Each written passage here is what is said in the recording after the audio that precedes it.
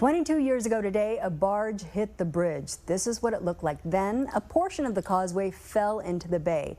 You can see the large gap left behind. It happened in the middle of the night, and at that time, there were no lights on the bridge to warn drivers. 8 people died as their cars fell into the water. Channel 5's Brenda Villa spoke with one woman who started documenting unforgettable images from that day hours after the collapse. All of us have driven across this bridge to get to and from South Padre Island.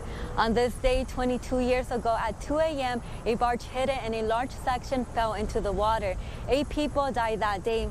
We spoke with a woman from Port Isabel who says 2 hours after it happened, she grabbed her camera and started documenting it. On September 15th, just 4 days after the 9/11 attacks, Valerie Bates got a call around 4 a.m. that the Queen Isabella Causeway collapsed. And the phone call says the bridge is broken. And my mind is trying to figure out, what does that mean, the bridge is broken? She was a freelance photographer at the time, so she grabbed her camera bag and headed to the causeway, not knowing what she would see. And let my lens see for me what I could not see. So one of the first shots is a shot of a helicopter illuminating that area of the bridge that was missing, which still doesn't really answer the question, is like, the bridge is broken. Bates shared a photo with us with a timestamp of 6:34 a.m. It shows the 160-foot gap after a barge crashed into the bridge at 2 in the morning and sections from it fell into the water.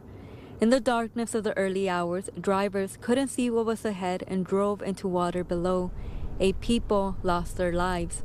Seeing the car there that they had managed to pull up and then strap to the piling was a very visual reminder of the impact of that event.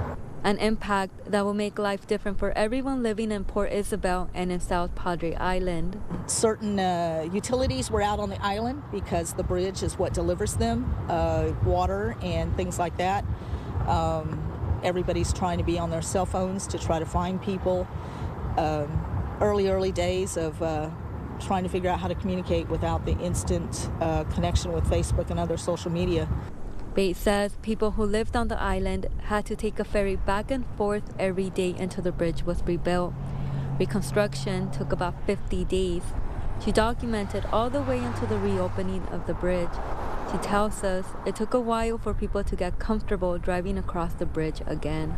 So much like the bridge, scars and heals, we do too.